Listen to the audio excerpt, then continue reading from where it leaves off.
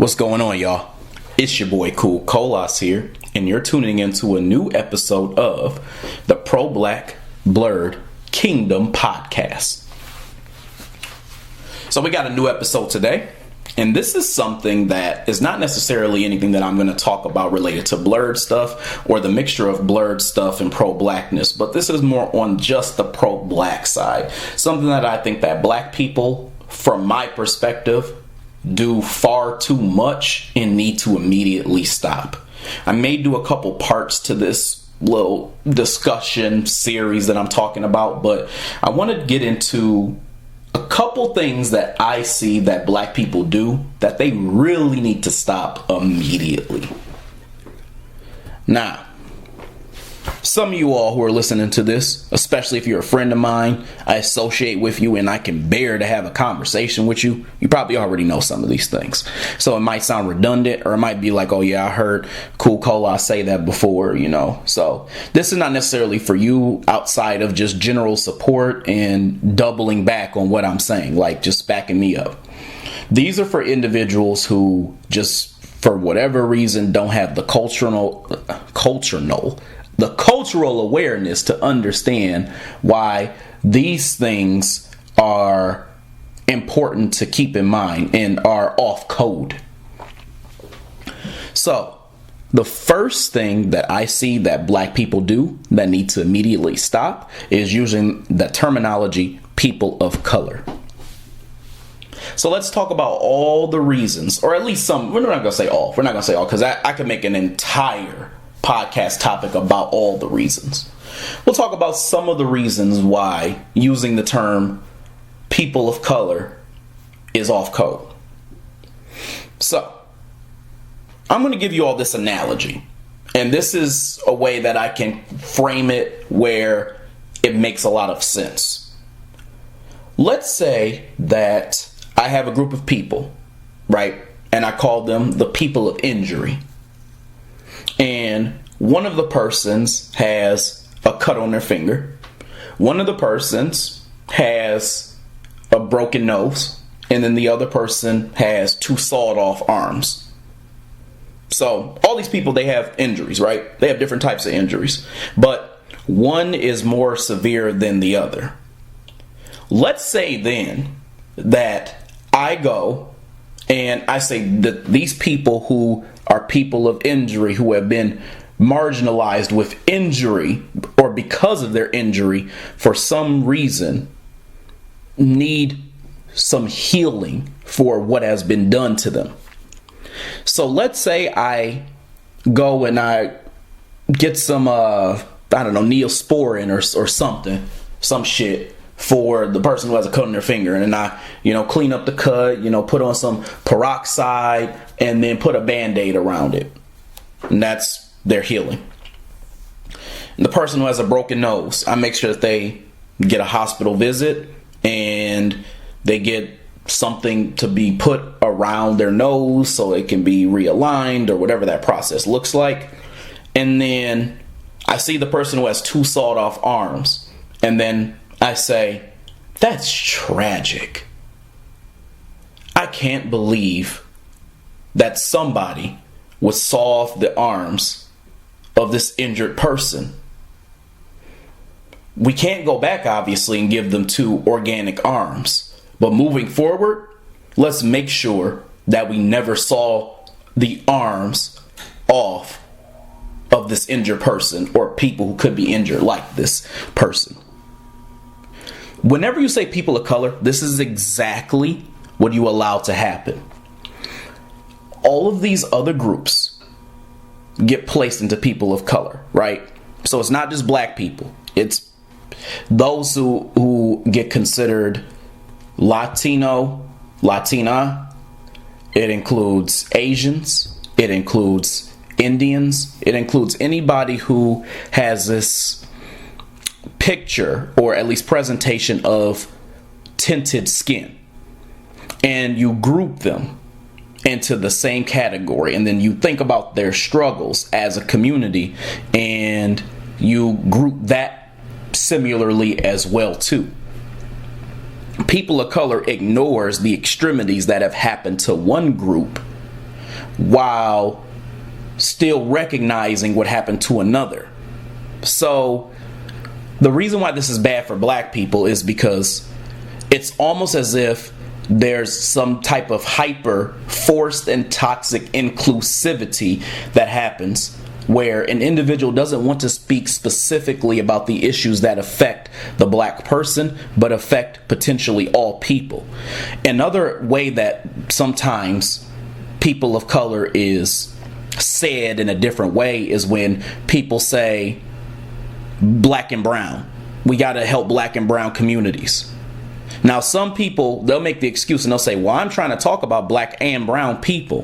What I don't like about that is that our communities go through different things and we have different struggles. So when you group them together, it's like you're imbalancing one of them. And typically the one that gets imbalanced are the issues and struggles and things that happen to black people and have been happening to black people for 500 plus years. What people don't understand, and this is why this is so disrespectful, is that the issue of racism, I don't care what anybody says, is an issue in a relationship that happens between blacks and whites. I don't care what anybody says. And here's the reason why. When the civil rights movement was initially implemented, it was implemented for the purpose of serving or paying homage to black people for the way that they have suffered during slavery. Because during slavery, the black people were the ones who were treated terribly. Now, racism is something that evolved from not just slavery, but like the colonization that happened because of the survival tactics and the fear of genetic annihilation by white people and their destructive nature towards black people and all of the things that they've done to them. So it was bred from that. And eventually, what ended up happening is all of these different groups of individuals who aren't involved in the struggle and the strife that went on between black people and white people came in and got recognized purposefully in our society. So now they're all grouped in to this idea of general struggle and who needs to have homage paid to them and who needs to have some form of reparation for the things that they've suffered. To me, that is total bullshit. It's bullshit for individuals who have been marginalized in some way. And that may be like they're an immigrant, they come in and they look different, so someone says something about them, but they are still getting tangibles. That being compared to black people who went through slavery, who went through all of these bad things, who have never been given reparations, and who have ultimately built this country for all individuals who aren't black to reap the benefits of, except themselves and their children. That's ridiculous. It's ridiculous for us to then feel this feeling of guilt to go back and keep saying people of color over and over and over again in order to soften the blow of not including an individual who has been marginalized besides black people, right? Think about how ridiculous that sounds. What if I said women, when they have pregnancy and they go through that whole process of like trying to push out a baby, what if I went back and I said that we need to make sure that when women are pregnant, that they are protected in a way where nothing happens during the pregnancy, and in a way where, I'm trying to put this in a way that makes a lot of sense, but women are of the utmost priority during their pregnancy because they could have complications. And then I came in and I said, well, the man who helped breed the baby, he is going through things too, so it's equally important to understand his mental health in the process. Women would jump all over that for the most part. And the reason why is because they're like, well, the woman's the one who's pushing out the baby, so she's the one who could have complications, die, etc., baby could perish, and is going through that emotional feeling in the process. People would jump all over that if I made a statement right behind that and said, you know, men go through stuff too because emotionally he's there to witness it. They would be all over that. But then that same respect isn't really given when you look at black people. And some people be like, well, that's not the same thing. And I'm like, well, you're damn right it's not the same thing, because black people have had this issue of being ill-treated and not having any reparations for themselves pretty much forever. This whole feminism thing and being into women's rights and stuff like that is something that is regularly talked about over and over and over again. Black people have never been treated with the fairness and the reparation that they deserve. They've never been given those things. And here we are trying to throw in all of these other struggles. So people of color essentially, I don't want to get too off topic here. I just wanted to give a couple examples and kind of explain what I meant.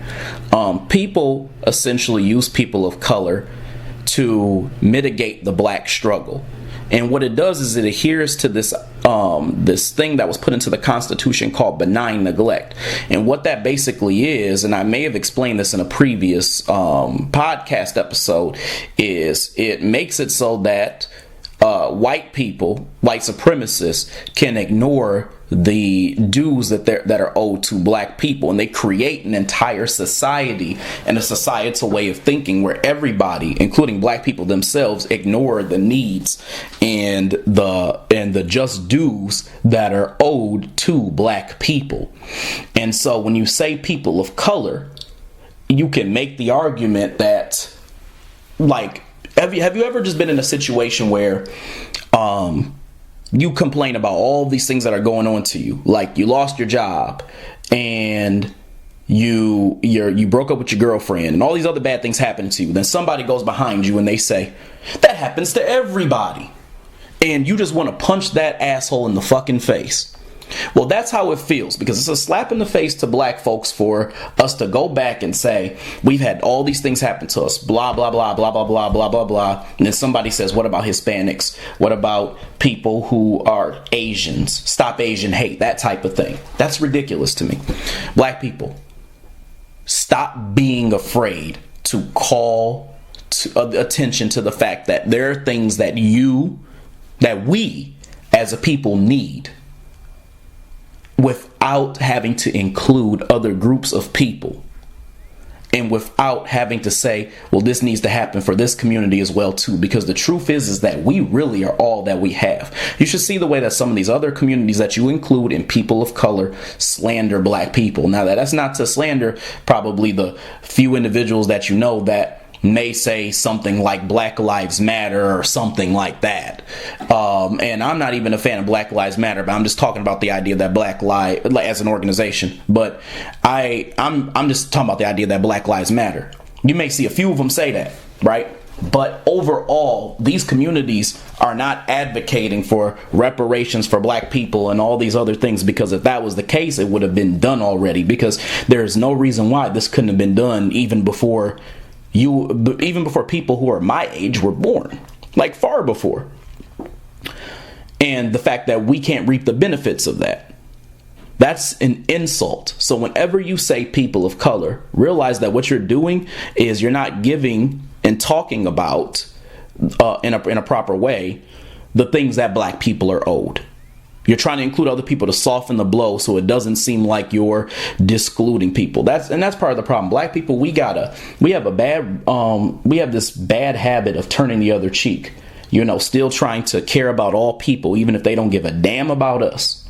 So that's the first thing. Again, I could dive more into that topic, but I'm just giving you a little bit of a synopsis as to why it's bad. The second thing that black people need to stop doing is they need to stop glorifying the relationship with the Obamas, or glorifying the Obamas in general. So I won't get too deep into this topic, but here's what I see. A lot of people look at Barack Obama and they're like, he was the first black president. They celebrated, they talk about how great it was. And some of them have even gotten to the point where they even defend the bad things, such as, well, he was a president, he can only do so much, yada, yada, yada, yada. You know, I like him because he was an upstanding man. You know, he was intelligent. He had a beautiful family dynamic, so on and so forth. But what people don't realize is that there were a lot of things that Barack Obama did that were extremely off code, unhelpful to black people, and really just totally against black people, if I'm being honest with you. So I'm not trying to get too political here. I'm really not, y'all, but I just want you to just consider some of these things. Number one, the first thing that I want you to consider is the idea that Barack Obama was against reparations. He was straight up against reparations, and that is something that is 100% off code already. And I attribute it, I'm going to be totally honest, to the fact that Barack Obama didn't do things for black people because he wasn't in the mind frame of the way that I think a black American really would think, because he himself wasn't really a black American. He was more so, he came from more of an immigrant background, because I believe that one of his parents was from Kenya, because, Barack Obama, he was mixed. But the thing is he doesn't have a black American mindset, and he's not a black American. And I think that attributes to his off-codeness in a way, because really, if it was about reparations for people who are from America, blacks who are from America, he wouldn't be in that. So there wouldn't be that expectation for him to advocate for it. But my point in that is, what people will do is they'll go and they'll group him and they'll say, well, he's black just like everybody else. But what they don't understand is that, he comes from an immigrant background. So he's not going to do that, meaning we should not include him as a black leader who has done anything for black people, because he has not really cared, nor does he probably feel obligated to care, because he's done so many things. So this is even beside this point. He's done so many things for all these other groups of people. I mean, and even during his presidency, went to go speak to them. He did stuff for, Latino communities. He did stuff for LGBT communities. He did stuff for all these people that have nothing to do with blackness. And again, he was against reparations, not even he didn't even really talk about it, per se, outside of saying that he was against it, which is, if you're a black person who is culturally aware and empathetic to the things that have gone on with black Americans back during slavery times and all that, then that is one of the most prominent things that you would care about. How you care about it, that's not necessarily part of the conversation, but just the general idea of caring and wanting it to happen. And Barack Obama did not have that. That is problematic. That is off code. And really, to be honest, it's kind of anti-black, but nobody's going to talk about it. The other reason why you should stop glorifying the Obamas is because black people, we have a bad habit, a bad habit of liking people because of their personality. He's a handsome older guy. Let's be real. He's a handsome older guy. He wears a finely tailored suit. He's good for memes. He gives people some sort of hope because he is a great orator, right? But there's no substance behind that, right? There's no substance behind that. There's no laws or rules for black people to be protected, right? There's nothing about reparations, right? There's none of that stuff in any of his policies. It's just that he seems to be a good person who wants to help all people. And quote unquote, when I say good person who wants to help all people, because he didn't do a damn thing for black people. But you get my point. People like his presentation. They don't necessarily pay attention to his laws. They like the way that he presents himself. Stop falling in love with personalities, y'all. That's like going into, and people do this all the time, obviously, because it's just the world we live in. It's the way that we're taught. It's like going to a grocery store, right? And you see something that looks good, like a new product. I'll just give you an example, because this is something that people, I think, do. You see Kool-Aid, right?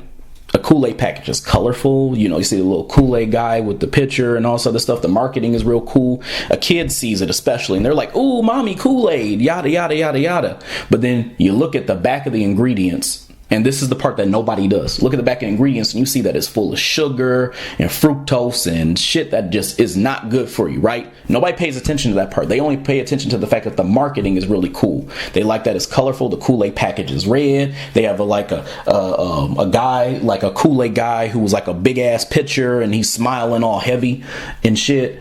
And they're like, oh, we got to get that because that looks like it's going to be really good because look how they marketed it. Politicians, especially black politicians, are the exact same way. And Obama is definitely a part of that issue. People fall in love with the way he looks, the way he sounds, the way he speaks, and then the fact that he doesn't do anything controversial. That's like asking for the bare minimum of an individual, but then not looking at any of their substance.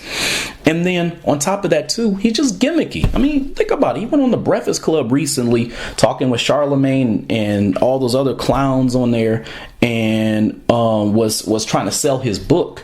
And at the end, he tried to start doing some splaining. And he was like, black people, they feel like I haven't done anything for them. And like I just want black people to know I have. No, you haven't, though. And the fact that you're even bringing this up means that you feel guilt. But the problem is that you're doing a lot of talking, and that's what people are falling in love with. But you're not practicing what you preach, and you never have. Now, the reason why I'm going so hard on Barack Obama, I'm telling y'all, and this is not because I'm a hater, because, I really want all black people to succeed. Y'all know I love my people. But Barack Obama was somebody who I had a lot of hope in before I understood the nuances around immigrants and black people, before I understood that not all skin folk are kinfolk, before I understood all those things. And I had a lot of hope that he was going to make changes and, for this nation. He really didn't do anything. He was just a Democratic puppet with a hand up his butt. He didn't really care about helping black people. If anything, he did things to harm black people, like the Blue Alert law. Go look that up, y'all. Go look that up. But basically, he cared about protecting the police. And if anybody who knows, there's a lot of white supremacists that are really in the police. So, with that type of like unawareness and just considering like the idea of how many of us have been beat and killed at the hands of officers when all we've done is reach in our pockets. I mean, like, come on. Why would you think that there will be a need for that? But there's this pressing need of, black people need reparations. And I don't want to hear from anybody about what he could have done, couldn't have done, because he has been out of office for quite a bit of time right now. And what is he doing? He's chilling in with his billions of dollars, his $1 billion net worth, not doing anything still, even up to speaking about, black people. And some people are like, well, he can't say anything because of yada, yada, yada. It's just excuse after excuse. I'm just tired of black people glorifying the Obamas when they can't even think about what Barack Obama has done for black people specifically. Not things that have helped black people, I guess, and have helped other people as well too, but they cannot think of anything that he has done specifically for black people and black people only, because we have specific issues and specific needs that apply to us, our group. And he, since everybody's saying my president's black and all that, has not helped black people whatsoever. So that's the second thing. Again, I could dive more into that topic, but that's just a little excerpt. The third thing that I see that you all do, and this is a kind of a recent thing that I've been seeing a lot of that really needs to stop, is using Hotep as a pejorative. Listen, y'all. If you think somebody, and I'm just going to say this bluntly, if you think somebody is just a homophobe, just say you think they're a homophobe. If you think somebody is spouts things that they don't know are true or are not true, then just say that. Just say that. But to use Hotep as a pejorative is disrespectful. It's disrespectful, especially when you don't really know the definition and you don't really understand the people who are Hoteps. So first of all, Hotep is actually a word that means peace. And so the idea in nature is that you're speaking about individuals who spew and talk about a lot of, black-centric, black-conscious type of topics. Individuals who have knowledge of self. So you're talking about the individuals who, like, and I'm just thinking about the archetype, wear ankhs and talk about, like, again, the idea of not Afrocentricity, because that's a little bit different, but just the idea of, what it was like back in Kemet and things like that, like that type of personality. So I could name a lot of different ways, but I don't want to like just typecast it into one thing, because there's a lot of different individuals in the conscious community. But my point is that those are the types of people that Black people are talking about, and it's disrespectful because it's kind of hypocritical at the same time too, because a lot of times these people who you call Hoteps are individuals who you say that you celebrate and you care about. Like, for example, Malcolm X was a very, very, very famous Hotep. Very famous Hotep. And individuals claim that Malcolm X is somebody who needs to be celebrated because of Black history. Nobody really criticizes Malcolm X for real, and they shouldn't, because he cared about Black liberation and ultimately Black nationalism. And even now, you'll see posts of people talking about we really should have went Malcolm X's way and all this other stuff. Point I'm trying to say is that, like, you criticize people who you think are Hoteps, but then you don't realize that you like Malcolm X and he is a Hotep. So even if you say, well, that's different because I'm talking about individuals who have conservative views and talk about gay people and all this other stuff, even if you say that, you're still using a word that's not negative as a negative, which is essentially anti-Black, because you're giving it a negative use that it doesn't necessarily deserve. And also, too, what it does is it essentially makes a mockery of individuals who care about essentially the nature of what we used to be and bringing us into power, which essentially is anti-Black in itself to do. So criticizing the nature of caring about things like Ankhs and Kemet and such things, and even down to the gear, is anti-Black in itself, because it's criticizing individuals who care about that. Because here's the thing.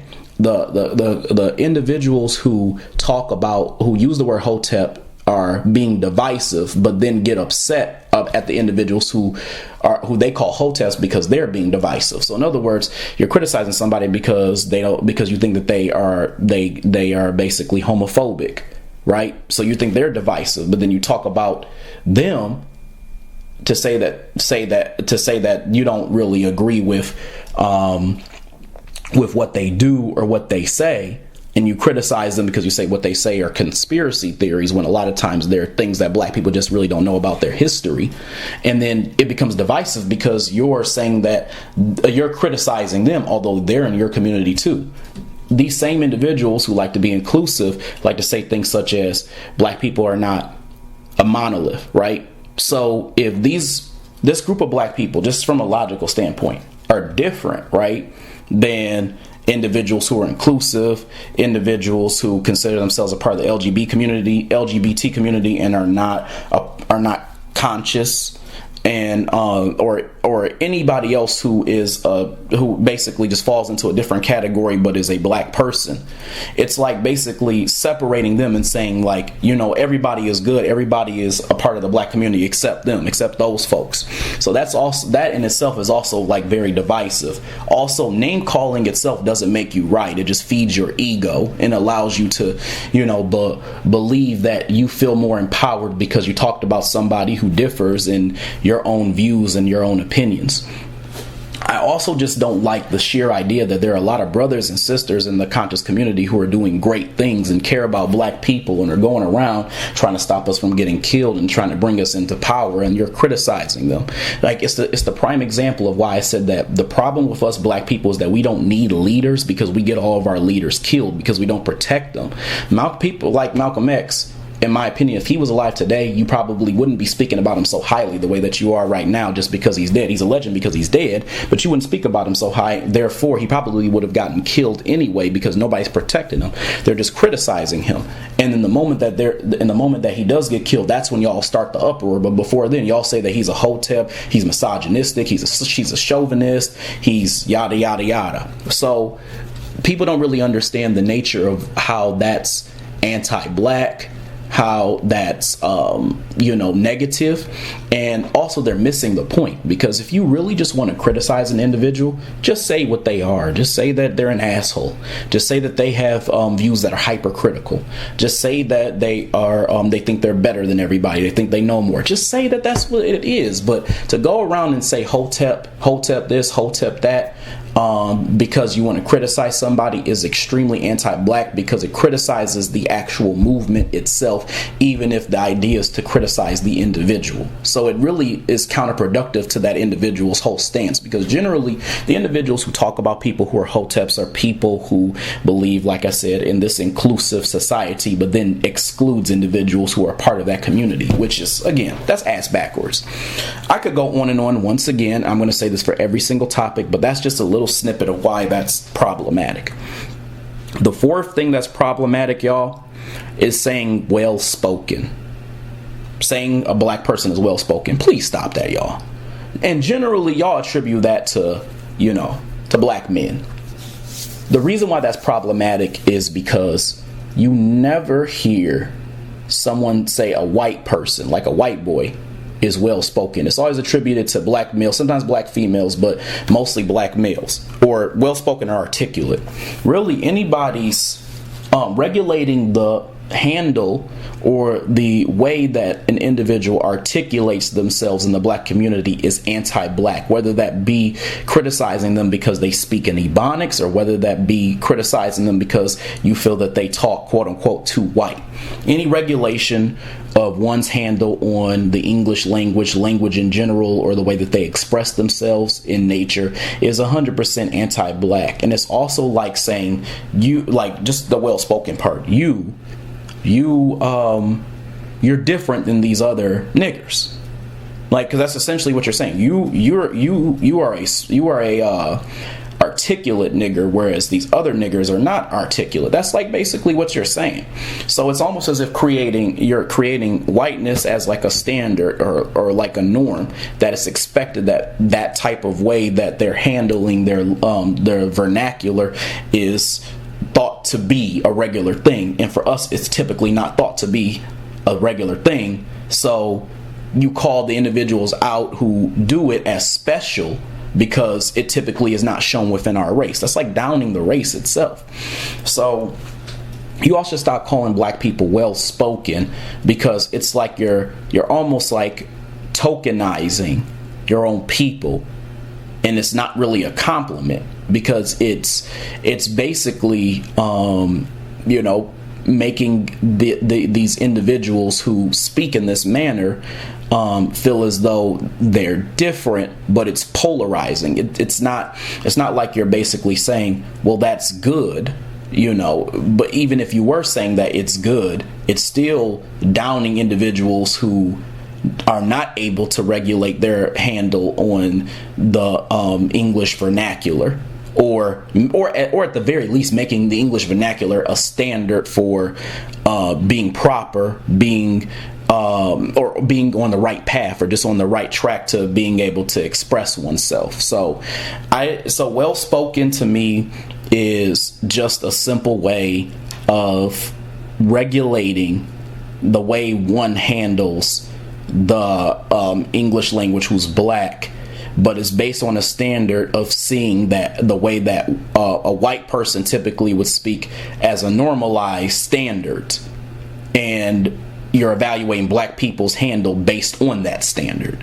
So it's, again, I think the issue there with that is it tokenizes individuals, specifically black men, because let's be real, it happens to black men more than anyone.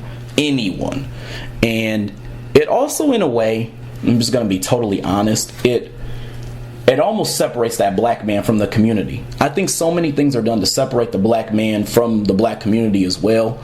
And I can name a lot of examples of things that people have done and said that have made that a thing. But I think that it's just another way of marginalizing a black man, as if he's not normal, quote unquote, or as if he's not I guess like a regular person who should be accepted, or he's exceptional, so he shouldn't be accepted because he's exceptional, and as if to say that everybody else in the race is exceptional.